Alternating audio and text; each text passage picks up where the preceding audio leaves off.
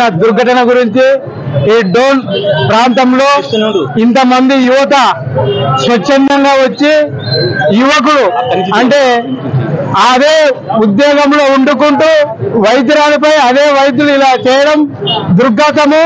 కొంతమంది తెలిసినా తెలియకపోయినా ఇంతమంది యువకులు వచ్చి స్వచ్ఛందంగా చేయడం అంటే చాలా అదృష్టం అనుకుంటున్నా నేను ఇక్కడ వచ్చిన యువకులందరూ. కాబట్టి నేనేం చెప్తున్నానంటే కేంద్ర రాష్ట్ర ప్రభుత్వాలే ఈ తప్పిదాలు జరుగుతున్నాయని మేము అంటున్నాము. కేంద్ర రాష్ట్ర ప్రభుత్వాలు ఇంత జరిగినా కూడా ఇంతవరకు అయింది వాళ్ళను శిక్షించడం కానీ పట్టుకోవడం కానీ వాళ్ళపైన ఎటువంటి చర్య తీసుకోకపోవడం దుర్మార్గం. కేంద్ర ప్రభుత్వాల్లో ఇది ఏమైనా చర్య అని చెప్పి వాళ్ళని పట్టుకొని శిక్షిస్తే గానీ ఇలాంటివి మళ్ళా పునరావృతం కావు.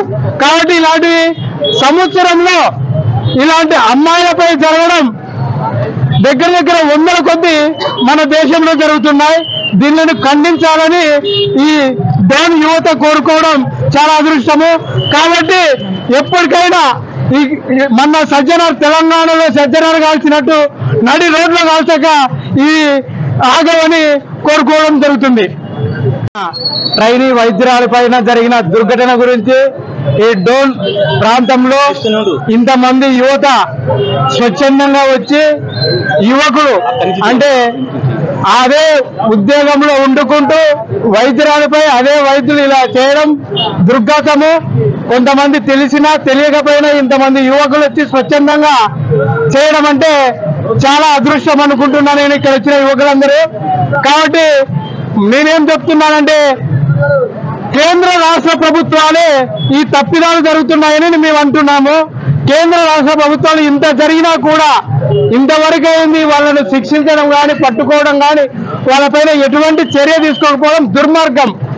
కేంద్ర ప్రభుత్వాల్లో ఇది ఏమైనా చర్య అని చెప్పి వాళ్ళని పట్టుకొని శిక్షిస్తే గానీ ఇలాంటివి మళ్ళా పునరావృతం కావు. కాబట్టి ఇలాంటివి సంవత్సరంలో ఇలాంటి అమ్మాయిలపై జరగడం దగ్గర దగ్గర వందల కొద్ది మన దేశంలో జరుగుతున్నాయి. దీనిని ఖండించాలని ఈ డోన్ యువత కోరుకోవడం చాలా అదృష్టము. కాబట్టి ఎప్పటికైనా మన సజ్జనార్ తెలంగాణలో సజ్జనార్ కాల్చినట్టు నడి రోడ్లో కాల్చక ఈ ఆగవని కోరుకోవడం జరుగుతుంది.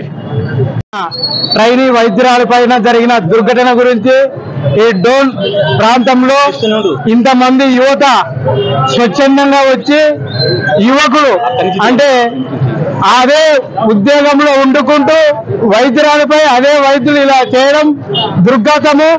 కొంతమంది తెలిసినా తెలియకపోయినా ఇంతమంది యువకులు వచ్చి స్వచ్ఛందంగా చేయడం అంటే చాలా అదృష్టం అనుకుంటున్నా నేను ఇక్కడ వచ్చిన యువకులందరూ. కాబట్టి నేనేం చెప్తున్నానంటే కేంద్ర రాష్ట్ర ప్రభుత్వాలే ఈ తప్పిదాలు జరుగుతున్నాయని మేము అంటున్నాము. కేంద్ర రాష్ట్ర ప్రభుత్వాలు ఇంత జరిగినా కూడా ఇంతవరకు అయింది వాళ్ళను శిక్షించడం కానీ పట్టుకోవడం కానీ వాళ్ళపైన ఎటువంటి చర్య తీసుకోకపోవడం దుర్మార్గం. కేంద్ర ప్రభుత్వాల్లో ఇది ఏమైనా చర్య అని చెప్పి వాళ్ళని పట్టుకొని శిక్షిస్తే